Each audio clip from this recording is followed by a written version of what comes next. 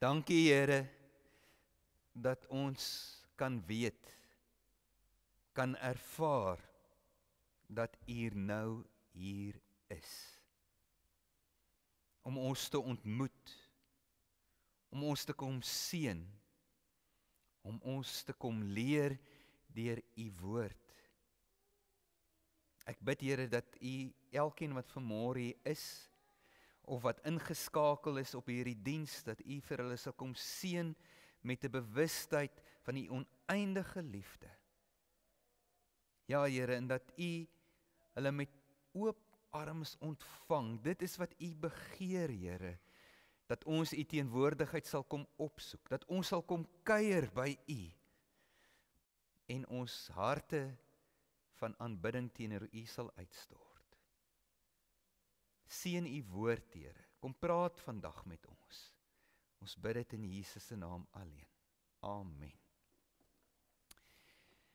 Ek wil net gou seker maak, julle daar agter kan my goed hoor. Dit voel vir my hierdie ding so bietjie sag. Andrei?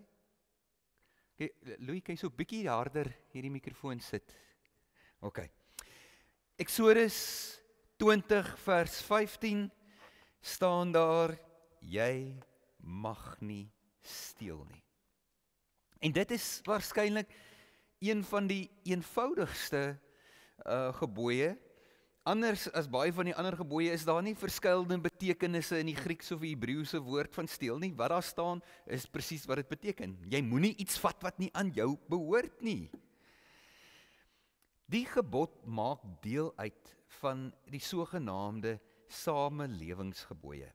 Daar is 'n verband tussen die 6de, die 7de, die 8ste en die 9de gebooie. Daai 4 gebooie sê vir ons hoe ons as 'n samelewing in vrede en in voorspoed met mekaar kan saamleef. As jy daai gebooie oortree, dan skud jy die bootjie. Dan skep jy 'n samelewing waar mense mekaar nie meer vertrou nie, waar mense onveilig voel. So daarom is dit belangrik ook om te weet dat wanneer jy hierdie gebooie verbreek, dit nie net 'n individu of een persoon is wat skade ly nie, maar dit is 'n klomp mense wat die letsels daarvan dra. Dit is die samelewing wat versteur word. Hoekom die spesifieke gebod oor jy mag nie steel nie? Ons aanbid 'n God van geregtigheid. 'n God wat regverdigheid koester. En binne daai regverdigheid wat hy ook dan vir ons mee geskape het, wat na sy beeld geskape is om ander mense te respekteer. Maar nie net hulle mens wees nie, ook dit wat aan hulle behoort. Die Bybel erken mense se reg op privaat eiendom. Ja, die Bybel moedig ons ook aan tot vrygewigheid en mededeelsaamheid, maar daar is ook 'n lyn waar die Here sê, maar wat joune is aan jou gegee. En iemand anders kan dit nie net van jou af kom wegvat nie. So wanneer iemand iets steel, vernietig hy die vertroue wat ons as mense in mekaar het. Dit ondermyn ons gemeenskapslewe. En dan 'n baie belangrike konsep wat ook agter hierdie gebod lê, is die konsep van rentmeesterskap. Psalm 24 vers 1 sê: die aarde en alles wat daarop is, die wêreld en die wat daar woon, alles behoort aan die Here, want hy het die fondament daarvan in die see gelê en dit stewig gevestig in die waters. So, liewe vriende, alles wat ons het, alles wat ek het, alles wat jy het, behoort eintlik aan God. So as ek van iemand anders steel, steel ek nie net van daai persoon nie, ek steel eintlik ook van God. Nou, die mees algemeenste vorm van steel is nou maar die een waaraan ons heel eerste dink, en dis wanneer een of ander skelm of 'n skurk op 'n oneerlike manier iets van jou vat, wat nie syne is nie, wat hom nie toekom nie. Ons moet verstaan dat by die Here is daar nie 'n onderskeid tussen groot sonde en klein sonde nie. So of dit nou 'n pen is of 'n uitveer wat jy steel, en of dit nou 'n selfoon of 'n kar is wat jy steel, die grootheid van die sonde in God se oë bly dieselfde. Ja, die gevolge hier op aarde vir ons wat daaronder moet ly is dalk verskillend, maar die sonde is dieselfde en die straf daarvan by God bly dieselfde. Dalk is dit ook vir ons die diefstal, nie net oor dit wat ons verloor nie, maar ook omdat dit ons emosioneel kwets. Ek weet nie, wie van julle, wie wat hier sit, is al iets van jou gesteel? Steek gou op jou hand. Ja, die meeste van ons, dis is eintlik hartseer dat ons dit nou vanoggend vir mekaar moet sê, dat by meeste van ons het al iets verloor. Ek was kort hier op Oudtshoorn, toe steel hulle my gaskan agteruit my werf. Daar is al ouens wat uit my rekening deur bedrieg en bedrog al geld gesteel het. Dit gaan nie net oor dit wat hulle van jou gevat het nie, maar dis asof hulle iets van jou gevat het. Iets wat jou menswees kom staan en beroof het. En dalk is ons te geheg aan goeders, maar ja, 'n ou voel skielik onveilig. Die wêreld is nie meer so 'n mooi en vreedsame plek soos wat 'n ou wil hê dit moet wees nie. 'n Ou voel vernederd, jy voel magteloos, minderwaardig en kwaad en hartseer. So ja, wanneer jy by iemand steel of iemand van jou steel, gaan dit meer as net oor daai fisiese ding. Dit het ook 'n emosionele impak op mense, op 'n gemeenskap. Maar vriende, diefstal is soveel meer as om net iets te steel wat 'n fisiese ding is waaraan jy kan vat.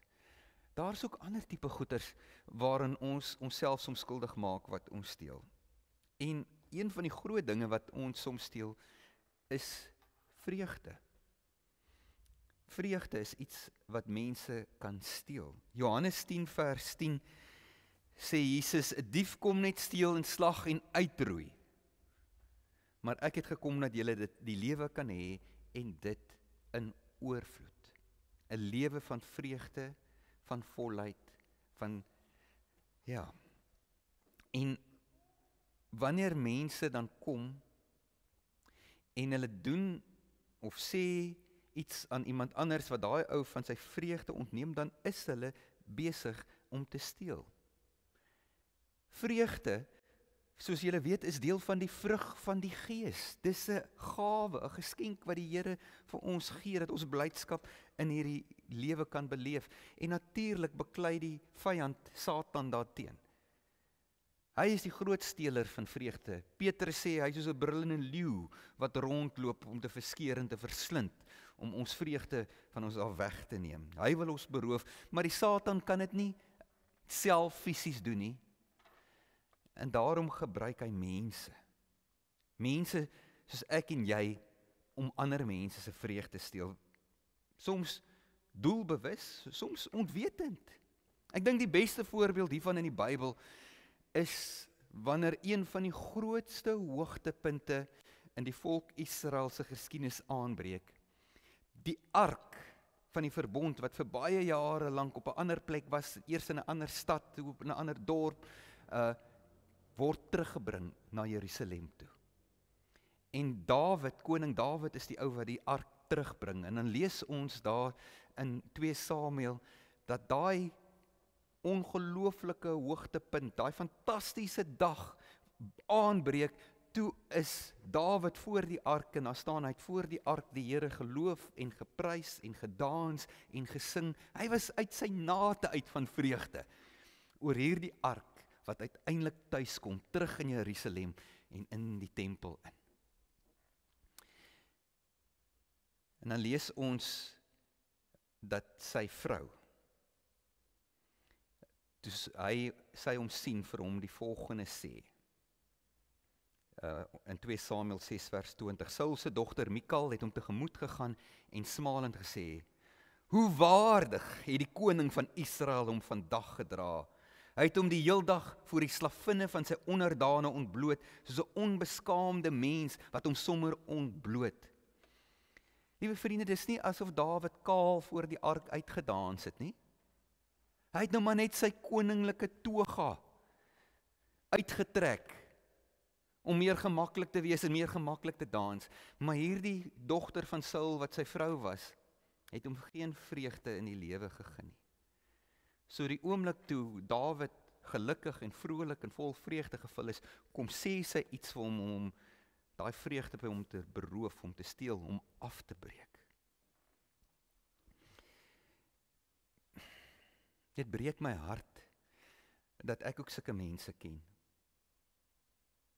Die wêreld waarin hulle bly, lyk vir my, is 'n baie onvriendelike en 'n donker en 'n duistere wêreld waar almal daarop uit is om jou uit te byt, om jou te verneek, om jou in te loop, waar almal skynheilig is, waar almal net voorgee.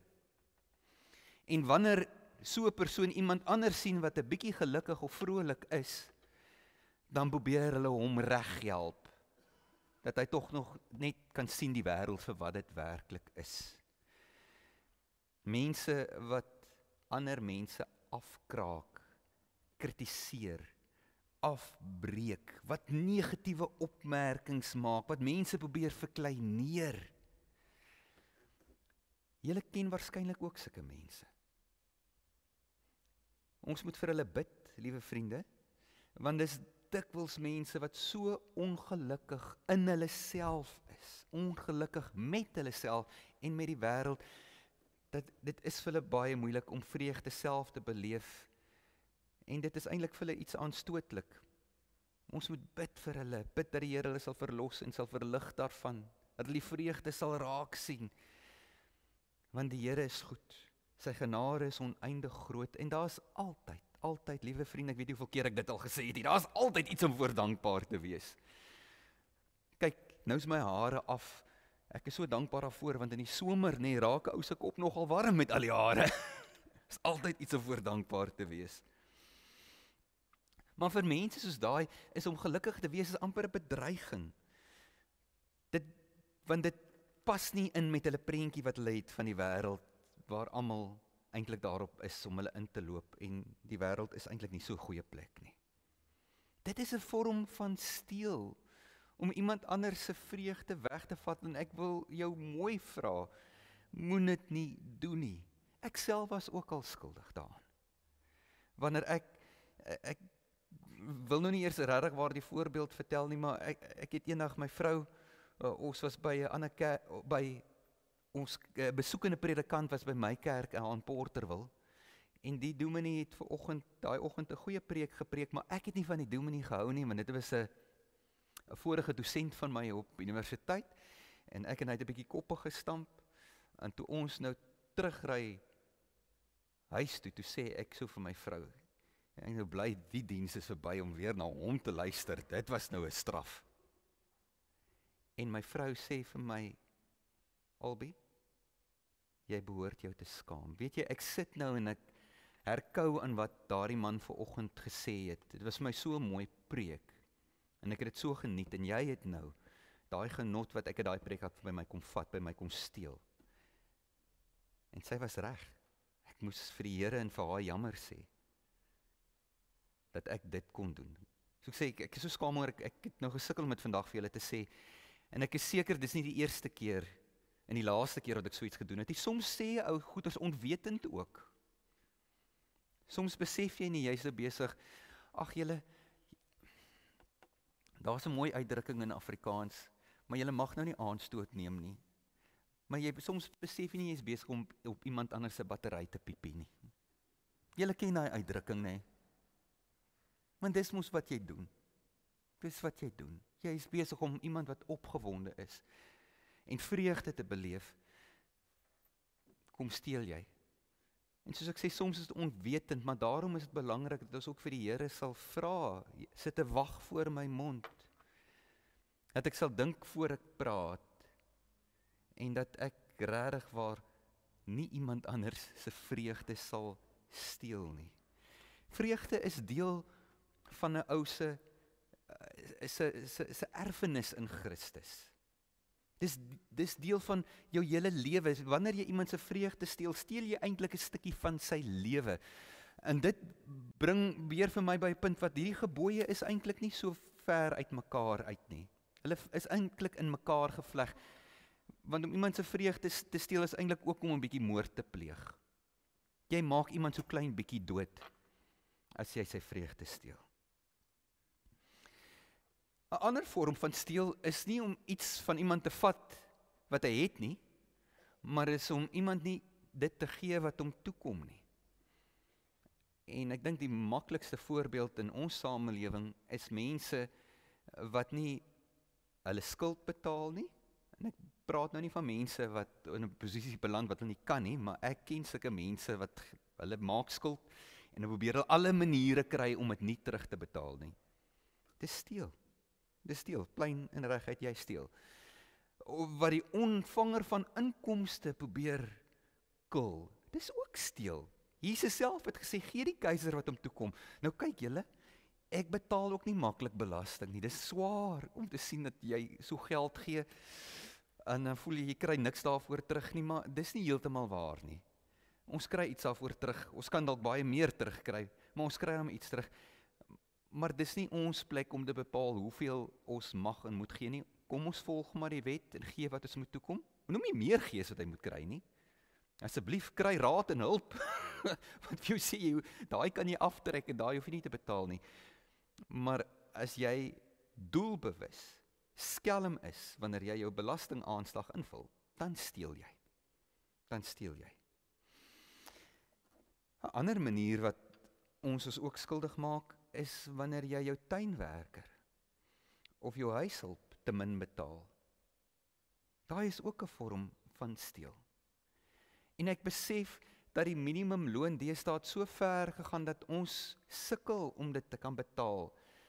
En nou sit jy soms in 'n posisie wat jy voel, yes, like, of ek moet hierdie persoon laat gaan want ek kan nie meer vir hom of haar bekostig nie, of ek moet hom of haar minder betaal. En dan wil ek vir jou sê, dis reg, maar as jy 'n persoon minder betaal is vir die hoeveelheid ure wat hy of sy werk, verminder sy ure. Gaan hê 'n gesprek met jou tuinwerker of jou huishulp en sê, luister, ek kan nie meer vir jou bekostig vir voldag nie.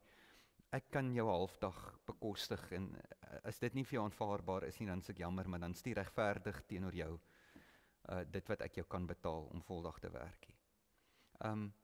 Om 'n ou te min te betaal is steel. Wat steel jy? Jy steel sy tyd. En julle wat vandag hier sit, weet dat ons tyd is eintlik meer kosbaar as enigiets anders in hierdie lewe.